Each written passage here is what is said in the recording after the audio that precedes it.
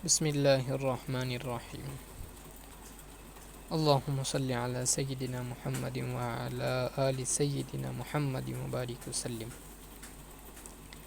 سامعین اکرام، اللہ رب العزت جو کہ ہمارا رب ہے، ہمارا خالق ہے، مالک ہے، تو اس حیثیت سے ہمارا بھی یہ فریضہ ہوتا ہے کہ ہم اللہ تبارک و تعالیٰ کو ہمیشہ خوش رکھے، راضی رکھے اور اس سے محبت کرے، اور اللہ سے محبت کا تقاضا یہی ہے کہ اللہ نے جو کہا ہے اس پر ہم عمل کریں۔ ہم سے پہلے جو مسلمان مرد، مسلمان عورتیں ہوئی ہیں، تو انہوں نے اللہ کو راضی کیا۔ اللہ نے ان کی زندگی کو ہمارے لیے نمونہ بنایا کہ تم اس طرح زندگی گزارو۔ چنانچہ نبی پاک صلی اللہ علیہ وسلم کے زمانے میں جس طرح ابتدائی اسلام میں صحابہ کرام رضی اللہ عنہم اجمعین نے کس طرح سے مشقتیں، تکلیفیں اٹھائیں، اور صرف صحابہ ہی نے نہیں بلکہ مسلمان عورتوں نے بھی کئی طرح کے مشقتیں، مصیبتیں اس اسلام کے خاطر انہیں جھیلنے پڑے۔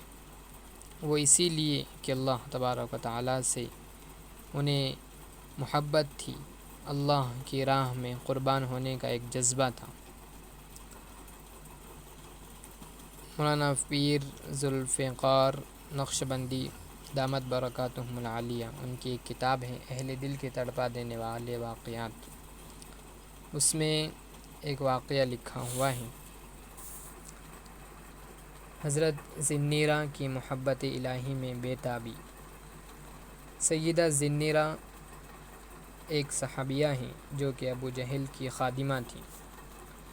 آپ نے کلمہ پڑھ لیا، ابو جہل کو بھی پتہ چل گیا۔ اس نے آ کر پوچھا، کیا کلمہ پڑھ لیا؟ فرمایا ہاں۔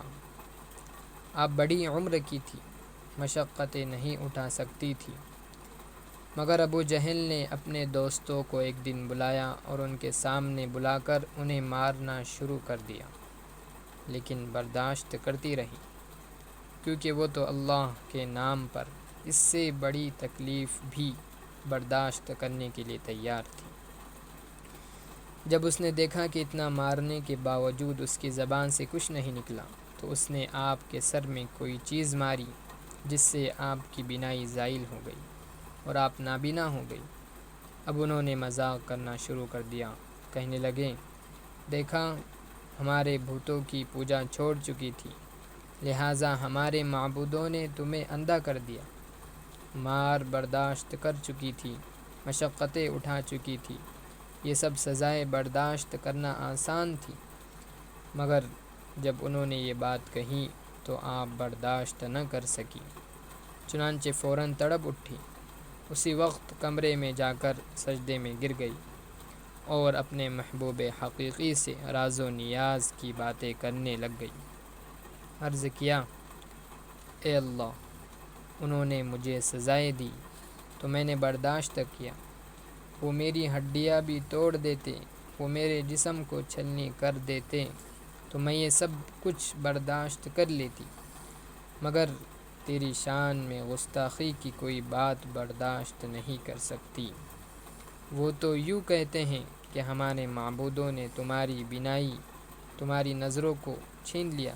اے اللہ، جب میں کچھ نہیں تھی تو تو نے مجھے بنا دیا، بینائی بھی عطا کر دی، اب تو نے ہی بینائی واپس لی ہے۔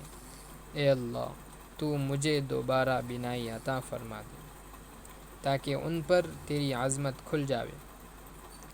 ابھی دعا والے ہاتھ چہرے پر نہیں پھیرے تھے کہ اللہ رب العزت نے آپ کی بینائی لوٹا دی۔ سبحان اللہ! اس وقت مرد تو مرد، عورتوں میں بھی محبت الہی کا جذبہ بھرا ہوا تھا۔ جب عشق سے تیرے بھر گئے ہم، جب عشق سے تیرے بھر گئے ہم، تو ہی رہا جدھر گئے ہم، تیری ہی طرف کو راہ نکلی، بھولے بھٹکے جدھر گئے ہم۔